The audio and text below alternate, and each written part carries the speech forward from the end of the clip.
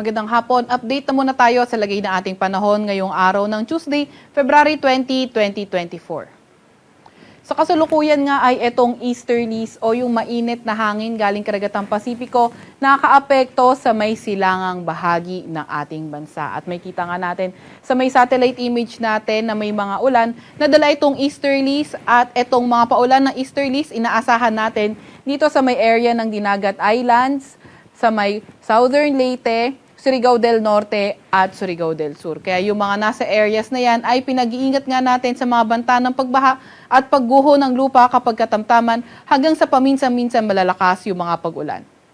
Para naman sa lagay ng panahon sa Metro Manila at sa nalalabing bahagi ng ating bansa, asahan natin yung partly cloudy to cloudy skies condition.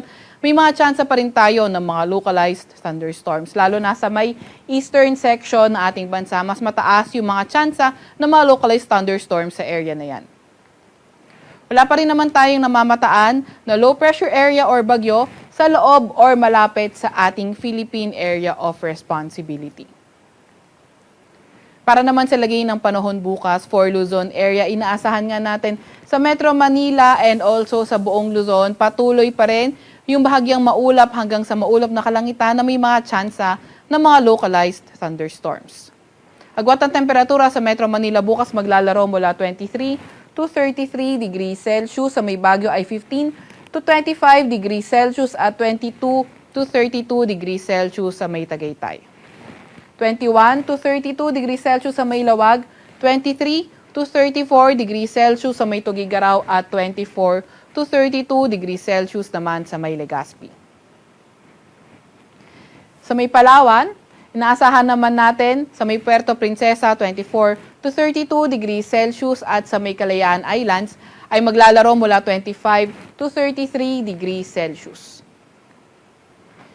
Para naman sa Visayas at Mindanao area, inaasahan nga natin yung easterlies for tomorrow.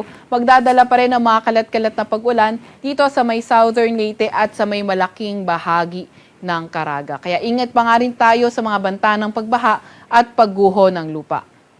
Para naman sa nalalabing bahagi ng Visayas at Mindanao, mga tsansa lang ng mga thunderstorms yung ating inaasahan. Agwat ang temperatura sa Metro Cebu for tomorrow, 26 to 31 degrees Celsius, 25 to 31 degrees Celsius sa may Iloilo at 24 to 32 degrees Celsius sa may Tacloban. Sa may Cagayan de Oro naman ay 23 to 31 degrees Celsius, 24 to 34 degrees Celsius sa may Davao at para naman sa may Zamboanga ay 25 to 34 degrees Celsius.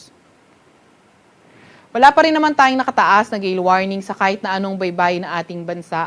Kaya malaya pa rin makakapamalaot yung mga kababayan nating maing isda, pati na rin yung may mga maliliit na sasakyang pandagat.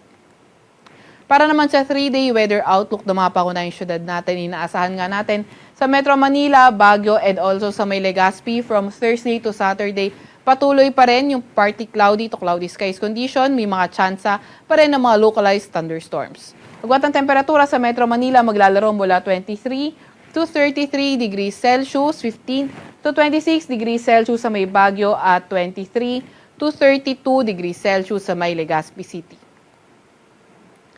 Pati na rin sa may Visayas area, mga tsansa nga lang na mga thunderstorm yung inaasahan natin and partly cloudy to cloudy skies pa rin tayo sa area na yan. Agwat ang temperatura sa Metro Cebu maglalaro mula 25 to 32 degrees Celsius. Dito naman sa may Iloilo City ay 25 to 32 degrees Celsius at sa may Tacloban City ay 24 to 32 degrees Celsius. Ganon din naman sa may Mindanao area, mga tsansa nga lang ng mga localized thunderstorms yung posible sa mga susunod na araw sa mga pangunahing syudad natin sa area na yan.